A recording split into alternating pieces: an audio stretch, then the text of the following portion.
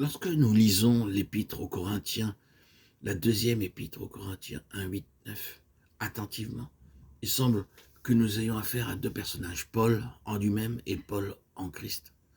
Tout ce que Paul dit depuis le début jusqu'à la fin de l'épître est contenu dans un thème unique.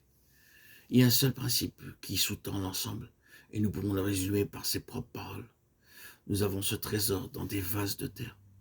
Dès le premier chapitre, nous voyons ce trésor dans des vases de terre. Jusqu'au dernier chapitre, nous voyons toujours le vase de terre qui demeurera, car l'un ne va pas sans l'autre. La deuxième épître aux Corinthiens est l'écrit le plus subjectif du Nouveau Testament, le plus personnel. Les autres épîtres nous apportent une certaine mesure de la révélation de Dieu.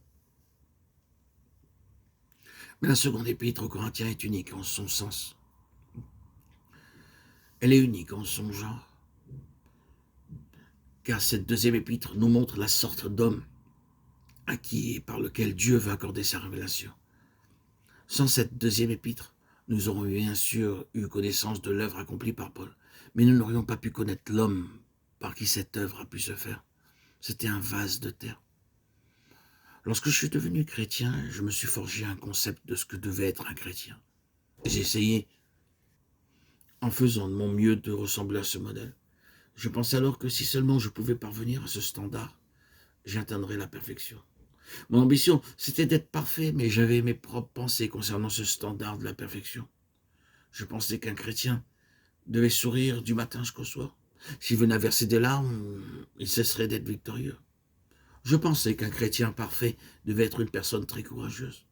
S'il lui arrivait de laisser paraître le plus léger signe de crainte, alors j'étais prêt à affirmer qu'il manquait de foi, qu'il ne pouvait pas se confier dans le Seigneur. Il n'était donc pas parfait. Je me suis attaché à cette conception des choses. Je pensais savoir ce que devait être un chrétien. Mais un jour, alors que je lisais dans la deuxième épître aux Corinthiens, je suis arrivé au passage où Paul disait qu'il était attristé. 2 Corinthiens 6, 10. Je fus arrêté. Paul était triste. Alors j'ai réfléchi. J'ai poursuivi ma lecture et j'ai lu qu'il avait pleuré. J'ai alors pensé, se peut-il vraiment que Paul ait pleuré? J'ai lu qu'il avait été angoissé aussi, qu'il avait été perplexe. J'ai alors pensé, Paul a-t-il été angoissé? Paul a-t-il vraiment été perplexe? J'ai aussi lu ceci, nous avons été accablés à l'extrême au-delà de nos forces, de telle sorte que nous désespérions même de conserver la vie. J'étais étonné.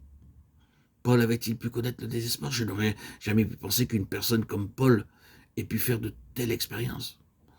Cependant, à mesure que je lisais, j'ai peu à peu pris conscience que les chrétiens ne constituent pas un nouvel ordre d'êtres angéliques et que Paul n'était pas tellement différent de nous. En fait, j'ai découvert que Paul était un homme semblable à l'homme que j'étais. Nous voyons un homme qui craint et qui cependant est fort, qui est entouré d'ennemis et qui n'est pas limité par eux. Il paraît vaincu sans cependant pouvoir être détruit. Nous pouvons remarquer sa faiblesse, mais il déclare que lorsqu'il est faible, il est fort. Nous voyons qu'il porte en son corps la mort de Jésus. Mais il dit aussi que la vie de Jésus se manifeste aussi dans son corps. Il passe pour avoir une mauvaise réputation, mais il est aussi bien réputé, regardé comme imposteur quoique véridique, comme inconnu quoique bien connu, comme mourant et cependant vivant encore, comme attristé et nous sommes toujours joyeux, comme pauvres et nous en enrichissons plusieurs, comme n'ayant rien et nous possédons toutes choses. 2 Corinthiens 6, 10. C'est cela, un chrétien.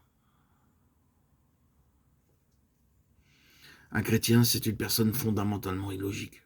C'est quelqu'un en qui réside un paradoxe. Et ce paradoxe procède de Dieu.